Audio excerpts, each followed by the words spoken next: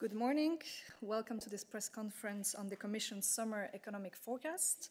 This is an interim forecast that covers GDP and inflation for 2020 and 2021 for all member states as well as the EU and Euro area aggregates.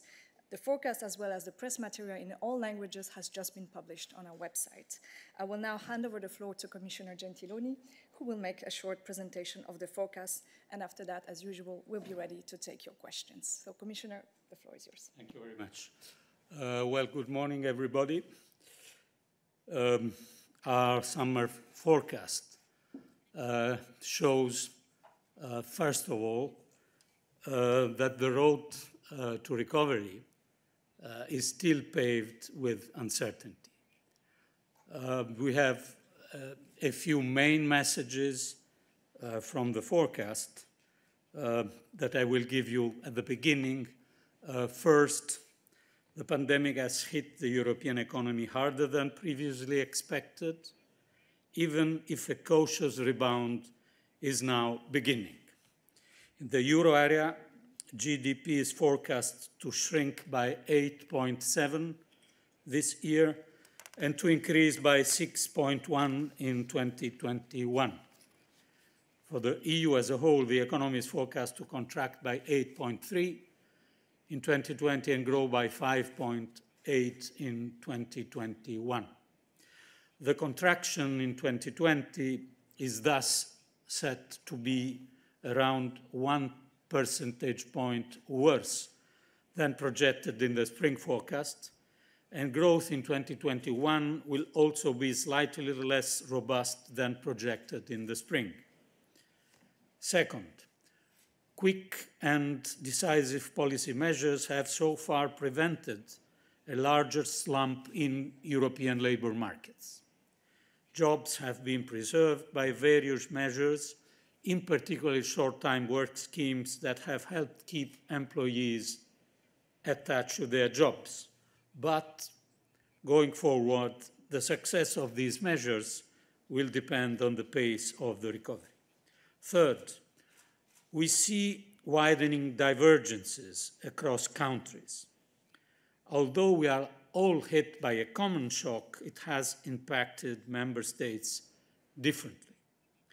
The risk of an increasing divergence was the rationale for proposing our common recovery plan. And this risk appears to be materializing. And this is the argument for Next Generation EU, and this argument is now stronger than ever. Fourth, inflation is expected to remain relatively low this year and to move slightly higher towards the end of the forecast horizon. And fifth, uncertainty remains high, and risks to the forecast continue to be mainly tilted to the downside. So now let us enter in more details. In the first quarter, the first of 2020, the European economy was hit by the pandemic. And although in most countries confinement measures were only implemented in the second half of March, the decline from the preceding quarter was already the largest ever seen in the euro area. The pandemic and measures taken to contain the spread mainly impacted economic activity in the second quarter, which is expected to have been the worst drop in GDP since the Second World War. The hit to economic activity was so strong that a partial rebound in the second half of the year will not be able to lift the annual growth rate in a significant way. The chart shows how far we will have moved away from the growth path that we had expected before the pandemic occurred.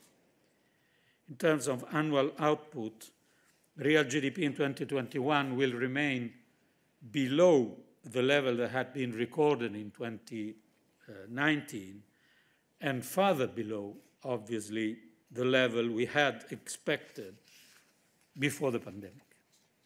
Real global output outside the EU is estimated to have contracted by more than 3% in the first quarter, quarter on quarter. The decline in the first quarter mostly reflects measures to contain the virus taken by China. Most other countries implemented containment measures only late in the first quarter and in the second quarter, as the epidemic became global. Therefore, the output collapse in the second quarter of 2020 is likely to be much deeper at a global level. Business activity is likely to have reached a trough in April, reflected by the Global Composite Purchasing Manager Index, reaching an all-time low of 26.2, far below the threshold of 50, which separates expansion from contraction. The downturn in the services sector was particularly strong, especially in tourism, transport, and recreation. However, data released in late June and early July already point to a moderate improvement. The still rising daily infections at the global level do not bode well for the world economy. We consider that the outlook for global growth outside the EU was weakened further since the spring. Prospects have sharply deteriorated in a number of emerging markets, where rising infections are leading to stricter and longer lockdowns. Overall, real global GDP, excluding the EU, is forecast to contract by around 4% in 2020 before a recovery of 5% in 2021. The European economy is slowly moving from a state of hibernation to a new normal. And as easing progresses, mobility has bounced back. On average, euro area mobility in the second quarter is estimated to have been about 30% below normal. Yet, by the end of June, mobility has already recovered to about minus 10%. However, compulsory or voluntary social distancing will continue for some time and is necessary, and some habits may have changed for good. In other words, the European economy is approaching a new normality, which is reflected in the assumption underpinning this forecast. The euro area is thought to have experienced a cumulative hit to GDP of around 17% in the first half of the year. So 17% in the first half of 2020. The GDP decline is expected to have been particularly pronounced in the second quarter, around 13.5% quarter on quarter. In the first half of 2020, the euro area labor market underwent a massive deterioration, which translated essentially into a sharp decline in the number of hours worked. However, this has not fully fed through to unemployment figures. So, very clearly in number of hours worked, but not in unemployment figures at the moment. What is clear is that the recent increases in unemployment have been small compared to the decline in economic activity. This marks a substantial difference from developments outside Europe, such as in the US, where layoffs have occurred immediately and in large numbers. The extended short-time work schemes have played an important role in keeping employees attached to their jobs. However, these schemes are not identical in all member states, which contributes to market differences. And in the future, the EU's new instrument for temporary support to mitigate unemployment risk in an emergency, this is the famous acronym SURE, should limit such differences by helping countries to cover the cost of national short-time work schemes. Forward-looking indicators of the labor market send positive signals, but caution is needed. A number of factors are expected to slow the labor market's return to its pre-pandemic situation. Many short-time work subsidy schemes are limited in time, and despite recent extensions, the schemes will not indefinitely preserve the employment relationship and support incomes. Inflation. Inflation in the euro area has fallen to an annual rate of below 0.5%, driven by the fall in energy prices. The inflation outlook has not changed substantially since spring, but there are 4 new factors overall balancing one another. First, the higher oil price assumptions limit the dampening impact of the energy component of inflation. Second, food prices increased more than expected in the second quarter. Third, temporary VAT cuts and other fiscal measures will lower inflation in 2020, with reversed and positive base effects in the second half of 2021. Fourth, the weaker economic outlook will continue to exert a downward drag on price pressures. Overall, euro area headline inflation is forecast to average 0.3% in 2020 and to increase to 1.1% in 2021. Now let's give a more narrow look to the GDP for this year and next. The economy of each EU member state is expected to contract in 2020 and to bounce back in 2021. So contraction and bouncing back are in all member states. But divergences across countries in terms of both the recession and the rebound are there, and they are related to different timing and stringency of lockdowns and containment, as well as different economic structures, namely exposure to tourism and services reliant on person-to-person contact. As we have revised our assumptions about containment measures, the expected differences across member states have also become larger. In 2020, relatively strong GDP contractions are projected for France, Italy, and Spain, whereas milder contractions are expected for Germany, the Netherlands, and Poland. Growth, I repeat, is expected for all economies, but without substantially narrowing differences. So 2021, the rebound, but not narrowing the differences. I would say without a strong policy intervention. In Germany, annual GDP in 2020 is now projected to fall by 6.3%.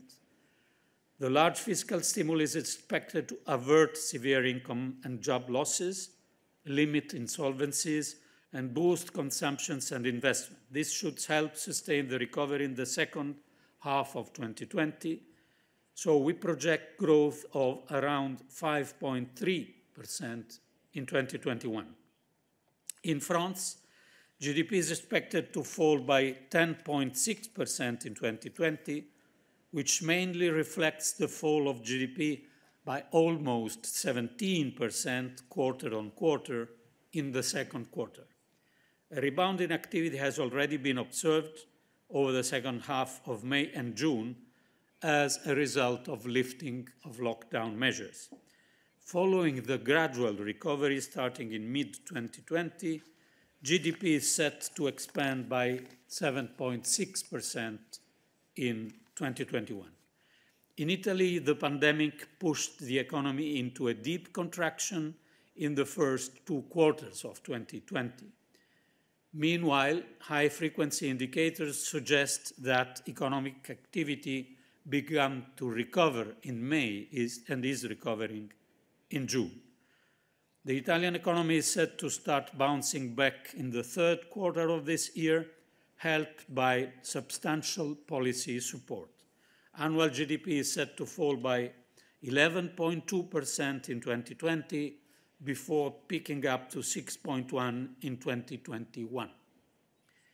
In Spain, the impact of the confinement in the first half of 2020 looks likely to turn out worse than expected in the spring forecast. Although all indicators show that activity is recovering fast as restrictions are being lifted, the rebound will only partially offset the larger contraction in the first half of this year. Annual GDP in 2020 is now forecast to contract by 10.9%, and the outlook for 2021 remains broadly unchanged compared to spring at about 7.1. In the Netherlands, real GDP is forecast to decline by about 6.8% this year, with all demand components except public consumption contracting sharply, before seeing a partial recovery of 4.6% in 2021. In Poland, the economy proved resilient in the first quarter of 2020, but in the second, real GDP is expected to plunge before gradually recovering.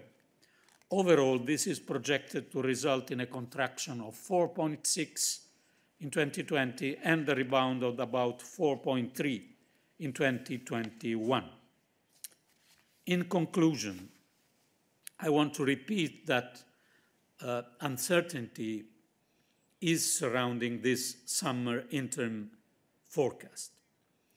Despite the very solid work done by DG ECFIN, I think that the scale and duration of the pandemic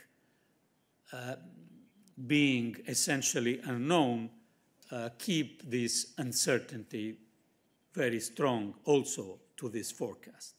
And risks are not all, but mostly on the downside, as already was the case in our spring forecast.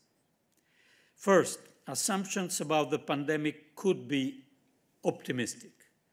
In the absence of a vaccine and treatment option for COVID-19, any sustained increase in the number of infections or further major outbreaks would worsen the economic outlook.